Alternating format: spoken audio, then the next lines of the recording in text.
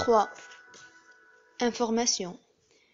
Madame Blido appela sa sœur Elfie, qui lavait la lessive, lui raconta l'aventure qui venait d'arriver, et la pria de venir l'aider à préparer pour les enfants le cabinet près de la chambre où elles couchaient toutes deux. C'est le bon Dieu qui nous envoie 6 enfants, dit Elfie, la seule chose qui manquait pour animer notre intérieur. Sont-ils gentils? Ont-ils l'air de bons garçons, d'enfants bien élevés? Madame Blido. S'ils sont gentils, bons garçons bien élevés, je le crois bien. Il n'y a qu'à les voir. Jolis comme des amours, polis comme des demoiselles, tranquilles comme des curés. Va, ils ne seront pas difficiles à élever. Pas comme ceux du père Pénard, en face. Elfie. Bon, où sont-ils? Que je jette un coup d'œil dessus. On aime toujours mieux voir par ses yeux. Tu sais bien, sont-ils dans la salle? Madame Blido. Non, je les ai envoyés au jardin. Elfie courut au jardin. Elle y trouva Jacques occupé à arracher les mauvaises herbes d'une planche de carottes. Paul ramassait soigneusement ces herbes et cherchait à en faire de petits fagots.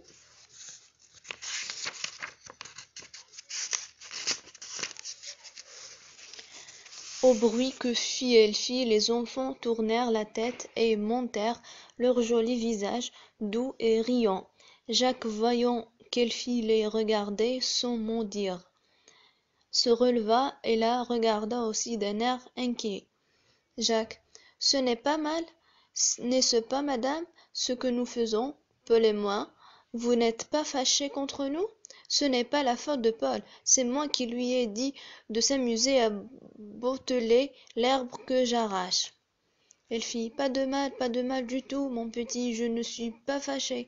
Bien au contraire, je suis très contente que tu débarrasses le jardin des mauvaises herbes qui étouffent nos légumes. Paul. C'est donc à vous ça? Elfie. Oui, c'est à moi. Paul. Non, moi crois pas.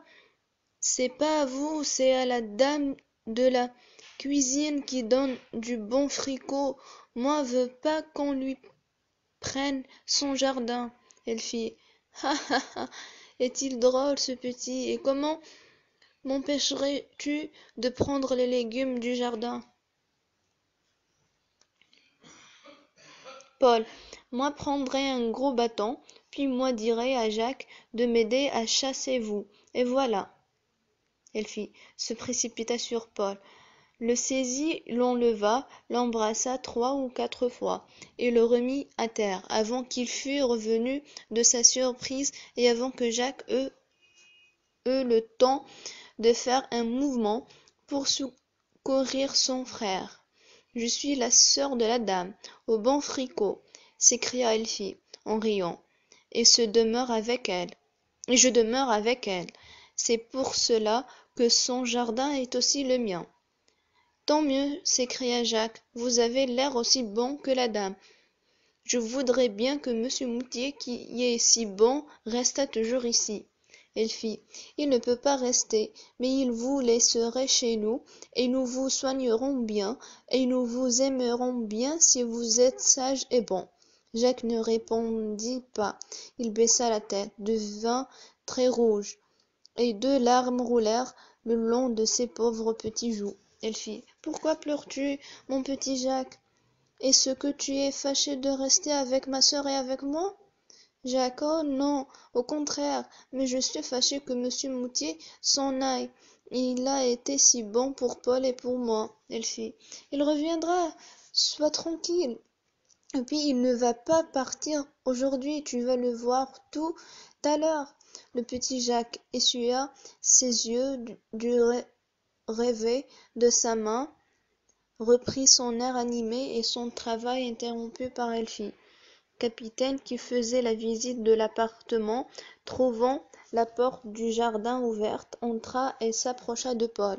Aussi, au milieu de ses paquets d'herbes, Capitaine piétinait les herbes, les dérangeait, Paul cherchait vainement à le repousser, le chien était plus fort que l'enfant. « Jacques, Jacques !» s'écria Paul, « va-t'en le chien, il écrase mes bottes de foin. » Jacques accourut au secours de Paul au moment où le capitaine le poussant amicalement avec son museau le faisait rouler par terre. Jacques entoura de ses bras le cou du chien et le tira en arrière de toutes ses forces. Mais le capitaine ne recula pas. « Je t'en prie, mon bon chien, va-t'en, je t'en prie, laisse mon pauvre Paul jouer tranquillement. Tu vois bien que tu le déranges, que tu es plus fort que lui, qu'il ne peut pas t'empêcher, ni moi non plus, » ajouta-t-il découragé en cessant ses efforts pour faire partir le chien. Le capitaine se retourna vers Jacques et, comme s'il eût compris ses paroles, il lui lécha les mains, donna un coup de langue sur le visage de Paul et regarda avec amitié et s'en alla lentement comme il était venu. Il retourna près de son maître. Moutier était resté après le départ de l'hôtesse, les coudes sur la table, la tête appuyée sur ses mains. Il réfléchissait. « Je crains, se disait-il, d'avoir été trop prompt, d'avoir trop légèrement donné ses enfants à la bonne hôtesse, car enfin elle a raison, je ne la connais guère, et même pas du tout. Le curé m'en a dit du bien, c'est vrai, mais un bon curé, car il a l'air d'un brave homme, d'un bon homme, d'un saint homme. Un bon curé, c'est toujours trop bon. Ça dit du bien de tout le monde, ça croirait pécher en disant du mal, et pourtant il parlait avec une chaleur, un air persuadé. Il savait que ces deux pauvres petits orphelins seraient à la merci de cette hôtesse, Madame Blicoblendo, je ne sais plus son nom. J'y suis Blido, c'est ça? Blido et sa sœur. Bardi, je veux en avoir le cœur net et m'assurer de ce qu'elle est. J'ai le temps d'ici au dîner, et je vais aller de maison en maison pour compléter mes observations sur Madame Blido.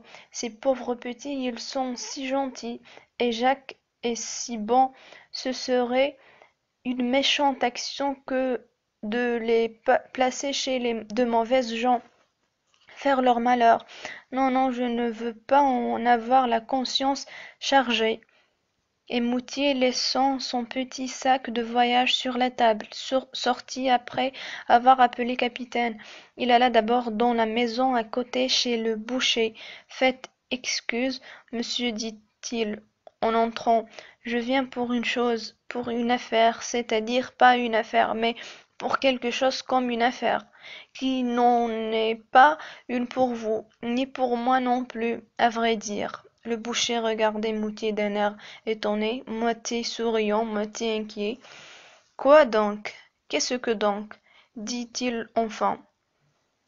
Moutier. « Voilà, c'est que je voudrais avoir votre avis sur Madame Blido, aubergiste ici à côté. » Le boucher. « Pourquoi, avis sur quoi? » Moutier. « Mais surtout, j'ai besoin de savoir quelle femme c'est, si on peut lui confier des enfants à garder, si c'est une brave femme, une bonne femme, une femme à rendre des enfants heureux. » Le boucher. « Quant à ça, mon bon monsieur, il n'y a pas de meilleure femme au monde, toujours de bonne humeur, toujours riante, polie, aimable, douce, travailleuse, charitable, tout le monde l'aime par ici, chacun en pense du bien, elle ne manque pas un office, elle rend service à tous ceux qui en demandent, elle et sa sœur,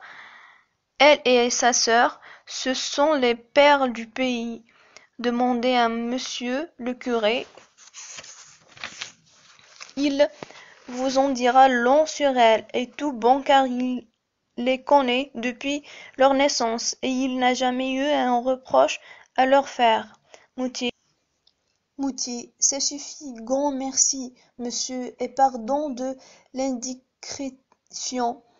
Le boucher, pas d'indiscrétion, c'est un plaisir pour moi que de rendre un bon témoignage à madame Blido.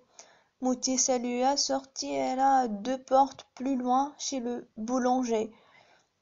Ce n'est pas du pain qu'il me faut, monsieur, dit-il au boulanger, qui lui offrait un pain de 2 livres. C'est un renseignement que je viens chercher, votre idée sur madame Blido. Aubergiste ici près, pour lui confier des enfants à élever. Le boulanger. Confiez-lui tout ce que vous voudrez, brave militaire, car je vois à votre habit que vous êtes militaire. Vos enfants ne sauraient être en de meilleures mains. C'est une bonne femme, une brave femme, et sa sœur la vaut bien. Il n'y a pas de meilleure créature à 10 lieues à la ronde. Moutier, merci 1000 fois, c'est tout ce que je voulais savoir. Bien le bonjour. Et Moutier, satisfait des renseignements qu'on lui avait donnés, allait retourner chez madame Blido, quand l'idée lui vint d'entrer encore chez l'aubergiste, qui tenait la belle auberge à l'entrée du village.